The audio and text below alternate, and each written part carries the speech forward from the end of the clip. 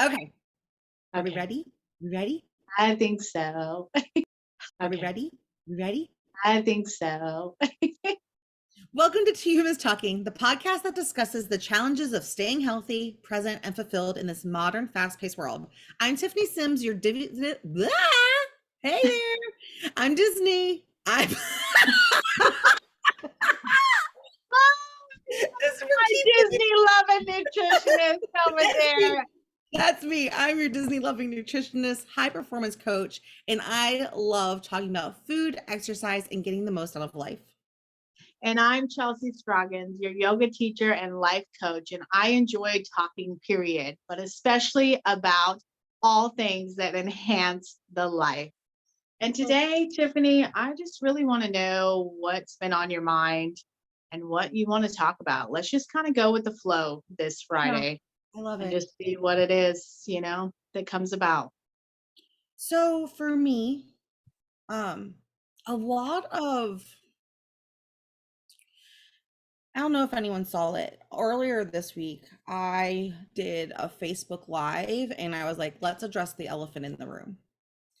Because the internet likes to remind me that I am not a fitness cover model and ask like, should you be giving advice? Are you really the right person? Maybe you should check yourself. Um, Mhm. and I've been in the fitness and nutrition industry for close to a decade now. And when I look back at Ah, my career and I think about what I was providing to my clients and recommending mhm, them do was not what I was doing behind the scenes, because what I recommended them to do was actually healthy. But what I did behind the scenes to try to achieve this body that my clients thought and was ideal for someone that they mhm. should look up to and take advice from was freaking unrealistic and unhealthy. And it's just been coming up a lot on social. I don't know if you experienced that. Um, I and mean, it's I just feel like I experience it in the yoga world and that's kind of what kind of turned me off about yoga before I even got into it, because I thought yoga was just for really skinny women in yoga pants, who could be so flexible. And we're talking like so petite that like I didn't really see bigger women really doing yoga. Or it's not, and I know that they do it, but they don't really advertise it. It's not your ideal um yogi, right? It's not healthy. And in reality, like everybody has a different body structure, a different metabolism, a different energy within them. People do different things during the day that they might need more calorie intake, less calorie intake. So everybody is different. And so it's not one size fits all. And that's what I see that they try to portray out there, that this is really healthy, which is like your petite, really unhealthy. I mean, not to say that all petite women are not healthy. I know that there are some that are, absolutely, and they don't shy away from the food. But I think what you were saying is that um, that you're not eating because you're starving yourself to get to create this image, to right? create And this that's, image that was never meant to be lived in. Um, yes, it's do you not follow reality. Shannon Johnson? I don't Do you know know who if she I is? do actually. I Oh, yes, yes, yes, I do. Yes, I She's- do. She's the She, one with the blonde hair. Yes, she's yeah, cute. I love her. she was really big. Her whole career started in the fitness industry. She did, you probably still see, people probably still see her infomercials late at night Mhm. on TV for like Pio or her kickboxing or whatever her workout videos were. And she's really been speaking up a lot lately about what we saw on the TV, that we were like, all right, that's what I want. Mhm. She was being torn apart behind the scenes saying, let's make this your beginning, your before video, and then you go lean out some more and we'll shoot your after Wow. because it's not translating. You're too big to be on Oh, television. And and so she's small. she was Holy, freaking tiny. And so wow. and or people behind, she recently in a recent, I don't know if it was a reel or a live, I don't know, but she was being interviewed, and she was like, I had a cameraman come up to me and be like, "You're so great to work with. You're not like those every other fitness person. Like, you're actually relatable." And she's like, "I am starving myself lean, have like no percent body fat, and you're telling me I look relatable compared to everyone else? Like, what the F?" That's And toxic.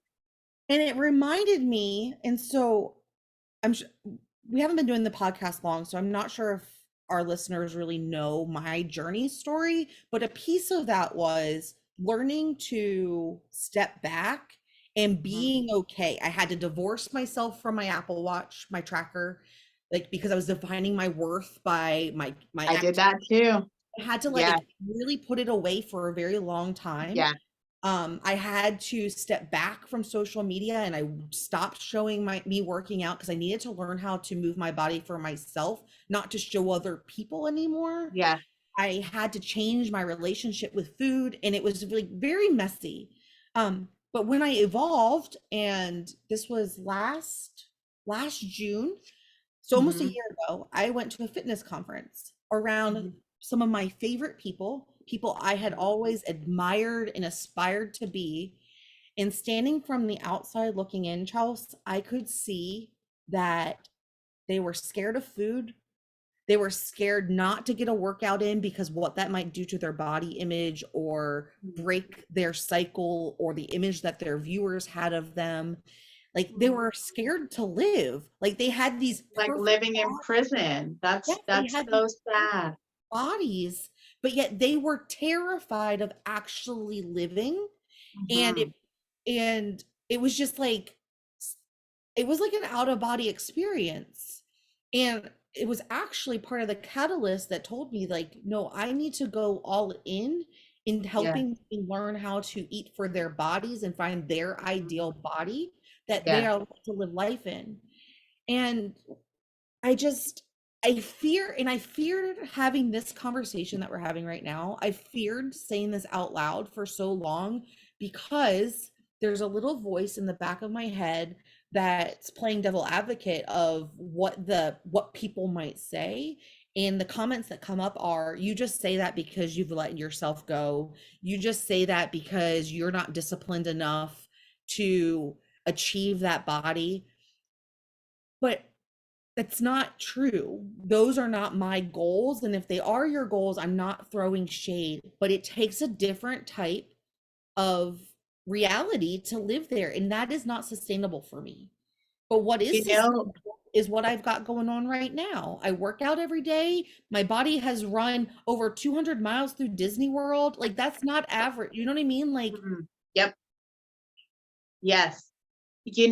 Just so crazy. I was reading the book Discipline is Destiny last night. And in that chapter, he talked about how basically what you're talking about, but it goes with anything. So if you're so ambitious and you can't cheat, you can't eat that meal, you can't buy whatever it is that you need to buy, then really are you living life? Are you really truly disciplined? Because you really need to listen to yourself, is essentially what that yes, chapter was. It's not about just keeping on the straight and narrow, nothing else matters, and never stray away. It's like being on this path, but also knowing that you're not like going to self-destruction. And basically that's what you're doing when you're constantly never eating because you're keeping up with this image that you portray on yes. social or for the other people. And in reality, inside, you're really dying, right? You're slowly just eating yourself alive because you're not happy, truly happy with who or what you are. Even though you have a million followers or you have that $1 million in your bank account, is it really what you need? I'm That's and I laughing. was so peaceful to read I'm that. I was like, laughing. wow, I need to recognize sometimes when I go too hard on myself even, right? And we all do it. But why are you laughing? What's Well, so but funny, before Tiff? I No, tell you about why I was laughing, I think it's not don't go hard. It's asking yourself why you're going hard and what's it for. Your intentions really correct. matter. Yeah.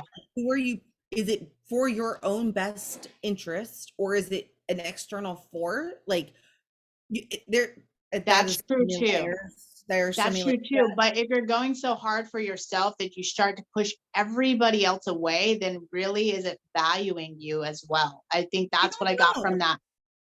Because, and I'm going to play devil's advocate for a second. I don't know because it's two questions I have. One, Yes.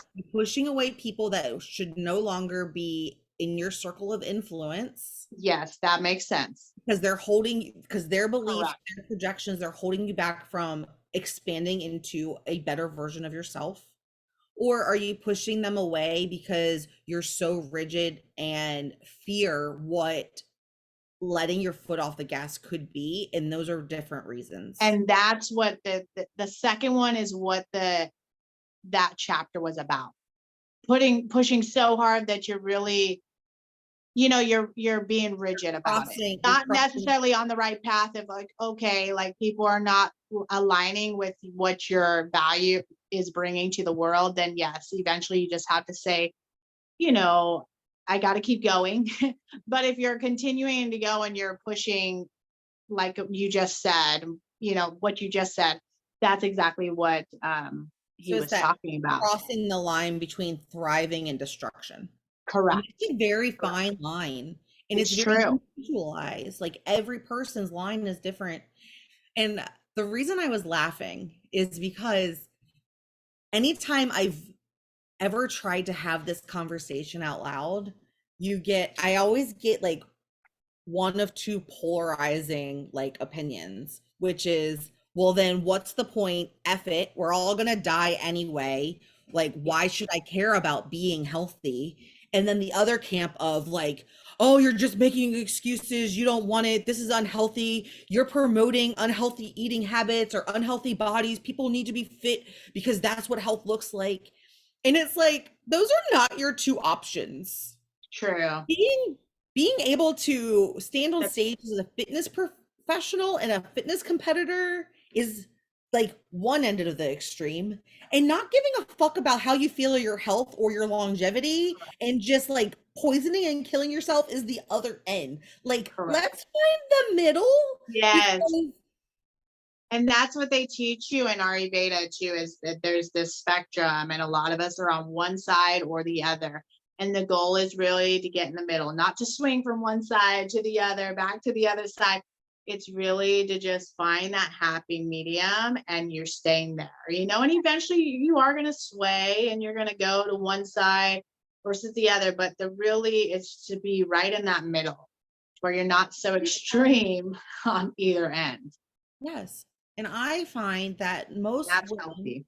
most women don't need to, nor do they want the six pack abs for having six pack abs. Most people just want to, they feel like shit.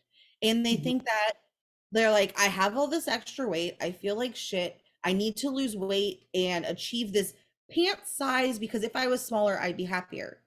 When in Mhm. reality, it's not the pant size that necessarily makes you happy. It's the learning to feed yourself, to move your body, to align your health, your relationships, and your career in a way that's like in harmony so that you can Mhm. experience life and actually thrive. And that body size is different for everybody. Like Correct. some people can enjoy pizza and it not mess with them. Me, when I eat pizza, it's not that pizza's bad, but like I can't process tomato sauce. I don't process gluten very well. I have a really hard time with dairy. And so pizza's a poor choice for me. And I did it You yesterday. know what's I just did to it add to that yesterday. real quick, what's I so feel miserable. fascinating in Ayurveda, the tomato is actually um, very aggravating for all doshas. So every single person, tomatoes are aggravating to all doshas, which makes sense in a way from what I've eaten in my life. I'm like, wow, when I have tomato sauce or tomatoes, I can get some kind of acid reflux or just some kind of indigestion of some sort. Cheese is another one that can be aggravating for all doshas. So every So person in yeah. some way.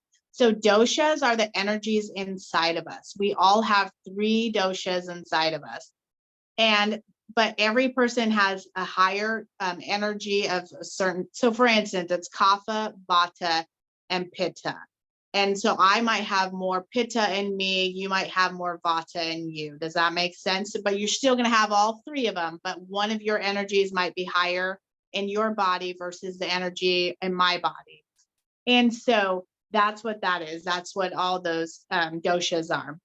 Mm. And but the cool thing is that what they're finding out now is a lot of people are afraid of wheat or like gluten, dairy, and processed foods are not good. And thousands of years ago, they've been saying the same thing, except for wheat. A lot of people are like, no grains whatsoever. In Ayurveda, they're like, don't take out all the sweet because wheat is sweet. And people think that no sweets are good, right? So I'm gonna cut all my sugars out. I'm just gonna go, they go.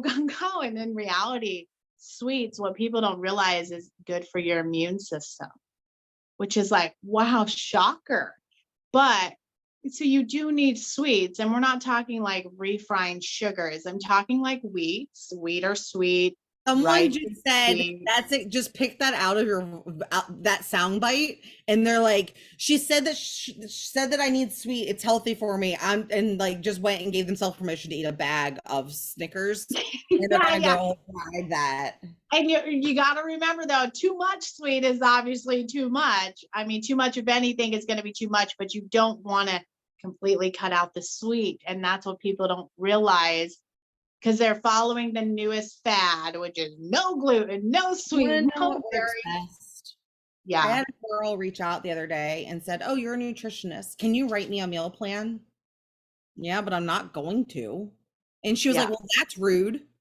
And I was like, "No."